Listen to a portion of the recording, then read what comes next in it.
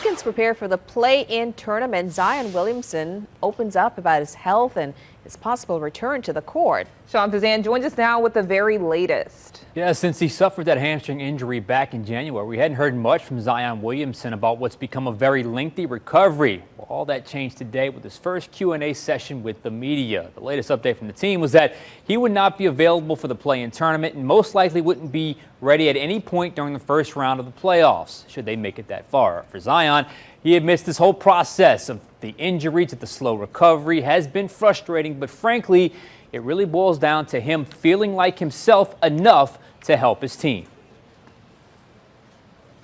Physically, I'm fine. Now it's just a matter of like when I feel like Zion. I know the atmosphere I'd be entering based off like the playoff experience. So now it's just a matter of when I feel like Zion.